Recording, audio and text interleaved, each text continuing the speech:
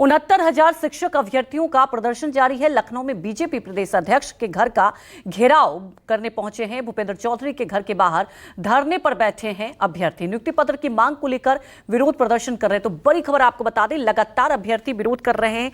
कल अनुप्रिया पटेल के घर के बाहर विरोध प्रदर्शन कर रहे थे और आज भी आपको बता दें कि अभ्यर्थियों का प्रदर्शन जारी है। लखनऊ में बीजेपी प्रदेश अध्यक्ष के घर का घेराव किया। हालांकि आपको बता दें कि कल भी आश्वासन दिया गया था, इन अभ्यर्थियों से बातचीत भी की गई थी। तो भूपेंद्र चौधरी के घर के बाहर ये धरना प्रदर्शन कर रहे हैं और देखिए लगातार नियुक्ति पत्र की मांग कर रहे हैं।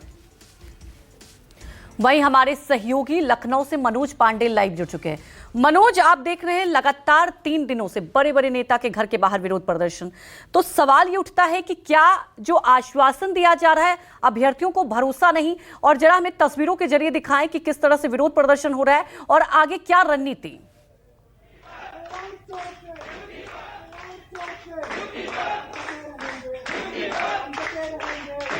जी देखिए, जो आश्वासन दिया गया है उससे ये संतुष्ट नहीं है। उनका कहने का मतलब ये है जो अभ्यर्थी हैं वो लगातार प्रदर्शन कर रहे हैं और आज ये इनका तीसरा दिन है। बीते दिनों आपने देखा था कि केशव प्रसाद मौर्य जो उप मुख्यमंत्री हैं उनके यहाँ इनका एक डेलीगेशन गया था मुख्यमंत्री आवास पर। ये लोग इन्होंने प्रदर्शन किया था। उसके बाद 5 लोगों का डेलीगेशन अंदर गया। उन्होंने बात की, आश्वासन दिया कि आप लोगों ने लंबी लड़ाई लड़ी है, हम आपको न्याय दिलाएंगे, लेकिन उसके बाद नहीं माने। फिर ये कल अनुप्रिया पटेल जो केंद्रीय मंत्री हैं उनके कैंप कार्यालय पहुंचे, आशीष पटेल से बात हुई। आज फिर लेकिन ये यहाँ भूपेंद्र चौधरी के यहाँ पहुंचे। आप तस्वीरों में देख रहे होंगे कि यहाँ पर किस तरीके से 69,000 शिक्षक भर्ती बैठे हुए हैं और ये यहाँ पर प्रदर्शन कर रहे हैं। अब इनसे बात करने की कोशिश करते भी हैं कि वो क्या चाहते हैं। यहाँ पर हम इनसे बात करने की कोशिश करते हैं।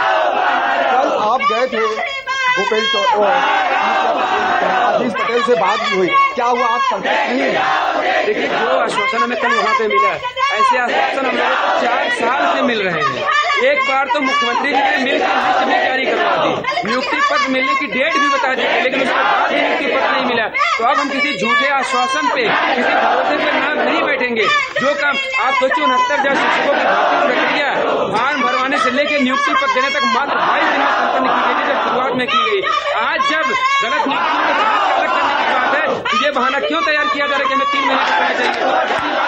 4 साल में समझ गए हैं कि सिर्फ इसलिए किया जा रहा है ताकि इस मामले को दोबारा सुप्रीम कोर्ट में उठाया जा सके और अधिकारियों को एक कदम आगे नहीं बढ़ाना पड़े।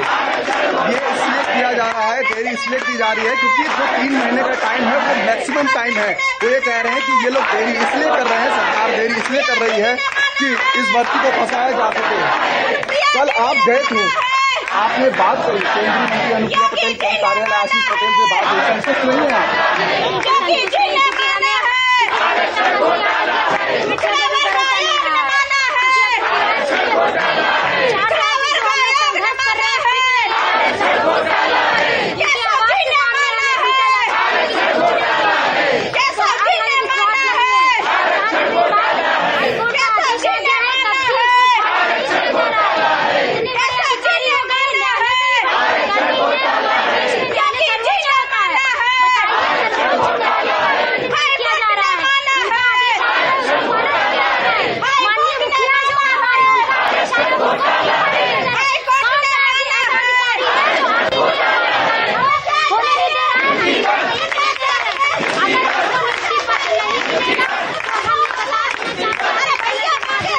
मनोज, देखिए ठीक से आवाज नहीं हो रही है। आप दूसरे अभ्यर्थियों से भी बातचीत करने की कोशिश कीजिए क्योंकि कुछ नारेबाजी भी कर रहे हैं। उनसे जरा समझने की कोशिश कीजिए कि आखिर आश्वासन तो दिया जा रहा है, बार बार क्यों भरोसा नहीं कर पा रहे।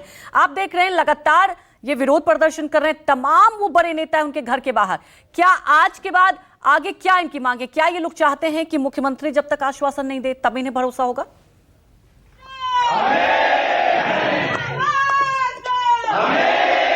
जी, मैं बात करने की कोशिश करता हूँ। आपको आश्वासन दिया जा रहा है, आप लगातार प्रदर्शन कर रहे हैं, अगर नहीं बात मानते तो क्या आगे भी प्रदर्शन जारी रखेंगे? प्रदर्शन जब तक नहीं मिल जाता।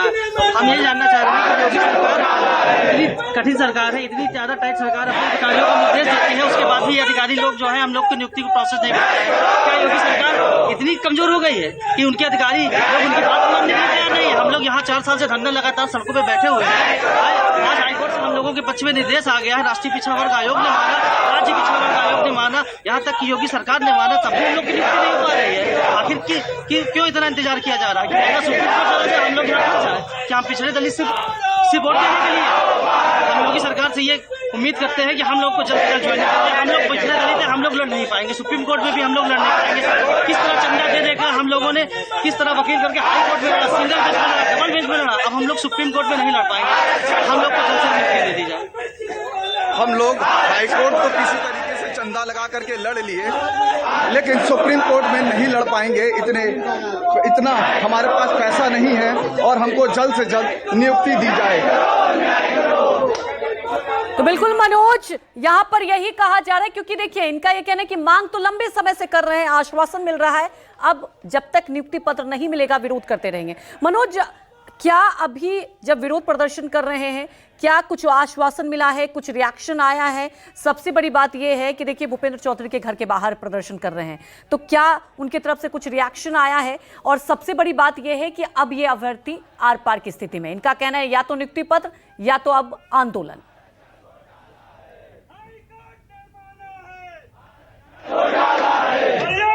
जी देखिए, रही बात आश्वासन की, तो भूपेंद्र चौधरी के घर के बाहर ये प्रदर्शन कर रहे हैं। और ये देखिए, मैं तस्वीरों में दिखाता हूं कि ये भूपेंद्र चौधरी का आवास है यहाँ पर, और प्रदेश अध्यक्ष हैं, विधान परिषद सदस्य हैं, और ये यहाँ पर अभी मौजूद नहीं है, क्योंकि आज नियुक्ति पत्र कार्यक्रम लोक भवन में आयोजित किया जा रहा है। मुख्यमंत्री वहाँ पर वितरण कर रहे हैं नियुक्ति पत्र, वहीं पे वो भी मौजूद हैं। यहाँ पर उनके आवास पर कोई मौजूद नहीं है, लेकिन ये यहाँ पर डटे हुए हैं। 69,000 शिक्षक भर्ती अभ्यर्थी जो हैं वो इनके घर के बाहर आ गए हैं और प्रदर्शन और नारेबाजी कर रहे हैं। इनकी सिर्फ एक ही मांग है कि 3 महीने का समय है, तो क्या 3 महीने के समय के बाद ही हमको नियुक्ति पत्र दिया जाएगा? क्या कमियां रह गई हैं?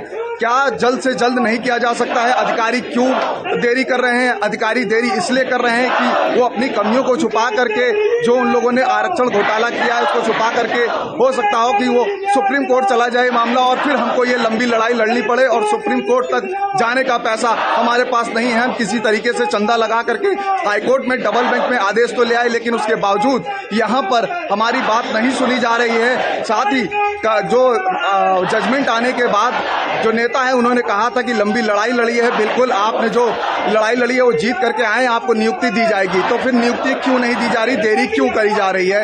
इन 69,000 शिक्षक अभ्यर्थियों का कहना है। बिल्कुल ये यही कह रहे हैं, और लगातार आप देख रहे हैं नारेबाजी चल रही है। जरा ये समझने की कोशिश करें मनोज, क्योंकि एक तरफ इनका आप कहना है कि आगे कब तक ये लड़ाई लड़ेंगे, उतने पैसे नहीं, तो क्या जब तक सीधे तौर पर सरकार की तरफ से यानी कि मुख्यमंत्री की तरफ से आश्वासन नहीं मिलेगा, या आगे भी विरोध करेंगे? आप लगातार देख रहे हैं कि सभी वरिष्ठ नेता के घर के बाहर जा रहे हैं, विरोध कर रहे हैं। आगे क्या रणनीति है? उन छात्रों से जरा, उन अभ्यर्थियों से समझने की कोशिश करें।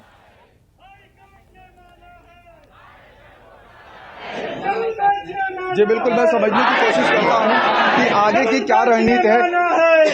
आप जा रहे हैं लगातार नेताओं के घर, आगे की क्या रणनीति है? जब तक नियुक्ति पत्र नहीं मिल जाता है तब तक तो आप करते रहेंगे। क्या मंत्री अभी तक आपको आश्वासन दिया, उसकी तरफ से कोई प्रतिक्रिया आई है? देखिए, सबसे बड़ी जो विडंबना है कि कोई भी अधिकारी हमसे बात तक करने के लिए करना है।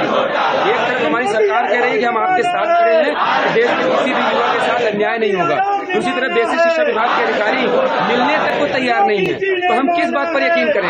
जहां तक बात आपने पूछी कि हम आगे हमारा क्या है, आज हम भूपेंद्र चौधरी क्या है, अभी स्वतंत्र देव बाकी है, अभी संजय निषाद बाकी है, अभी ओम प्रकाश राजभर बाकी है, अभी देवी रानी मौर्य बाकी है। जितने भी पिछड़े और दलित वर्ग के नेता मंत्री विधायक हैं, हम सब यहाँ जाएंगे।